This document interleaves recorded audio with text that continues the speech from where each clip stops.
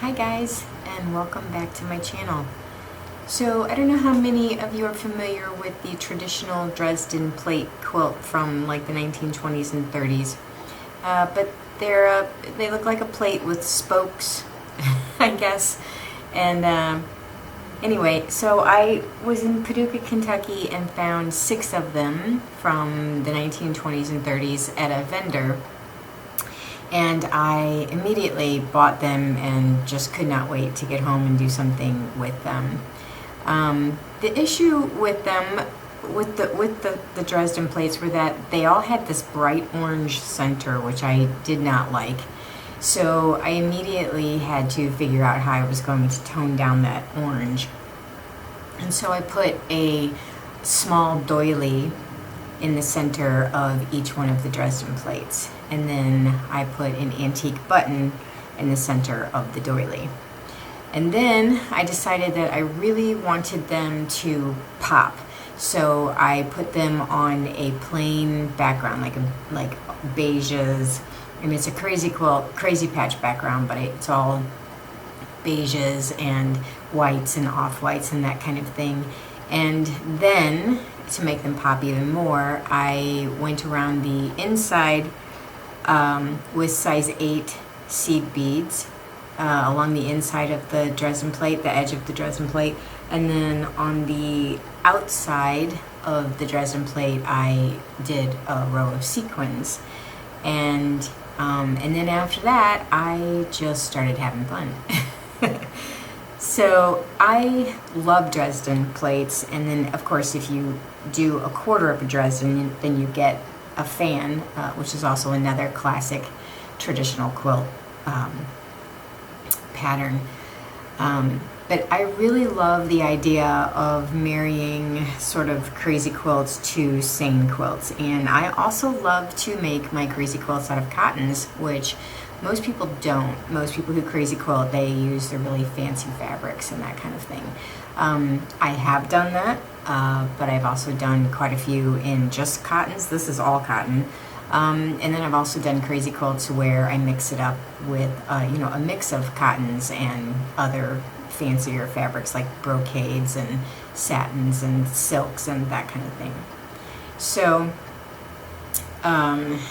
not all of these plates laid completely flat, so I had to, there are a couple of them that I had to literally like cut the plate, one of the spokes, and tuck it under another one, and then I put like trim on top of that to try to hide the fact that it had been cut, because otherwise they didn't lay flat. Some of them were super easy to bling up. That one right there, I love that blue crocheted piece there. Some of them I just did straight up embroidery on. Some of them I put rickrack and trims and buttons and charms and whatever. And then some of them I would follow the pattern already on the fabric, so I did quite a bit of, like that center one there with the orange flower and the green flower, I actually just embroidered the flower that was already on there. And this one on the far right, I used green bugle beads there, so and it followed the pattern that was already on the fabric. I hand dyed quite a few of these laces. I also used alcohol inks on them. And some of them I definitely did do a lot more beading, heavier beading on than others, and they were usually the ones that had a little bit more of a pucker, because like I said, they did not lay straight. So that's a tatted piece there on the right. So then when it came to the oh yeah, so you can see the bugle beads there. I'm pretty sure that line of buttons there is where I had to tuck a piece of fabric. And I really love the yellow sequence on this one with the yellow flower sequence. I just thought that turned out really cute. So a lot of the projects that I work on are taking older partially finished projects, and then I do what I want with them. And I have to admit that while I was making these, I thought about the original maker, quite a bit, and how, back in the 1920s or 1930s, she could not possibly have had any idea that somebody somewhere was going to find 6 of her Dresden plates at a quilt show and buy them and take them home and do this with them. So I had to wonder, like, what she would think about if she could somehow see what I had done to her Dresden plates. But anyway, and I also have a lot of orphan blocks, is what traditional quilters call them, orphan blocks of grandmother's flower garden and stars and Dresden plates and that kind of thing. In my stash, some of them were left over from my grandma. Some of them have been things I've found at estate sales or flea markets or what have you.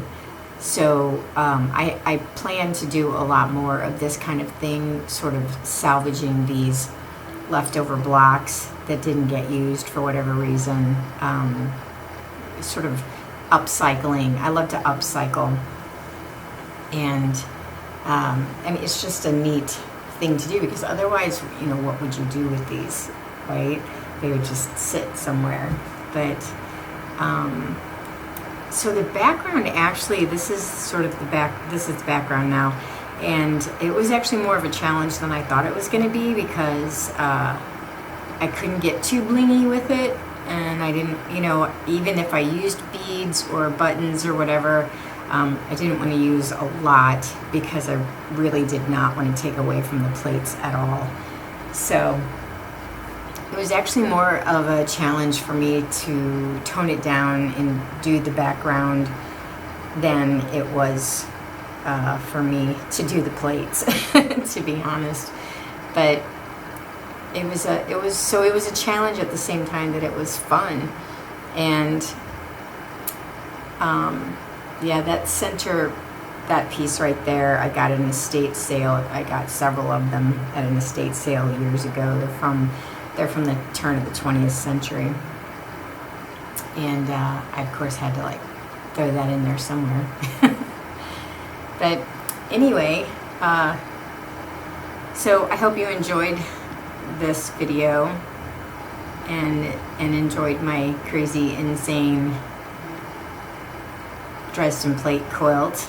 I don't regret a second of it. It took me about a year to make it, I guess. I probably each block took me a good 3 or 4 months to do. So yeah, I worked a little over a year, I guess, and loved every single minute of it. And I would do it again in a heartbeat. So have a great day. Thanks for watching. And if you have any questions, let me know. Please like and subscribe. Until next time, I'll see you later.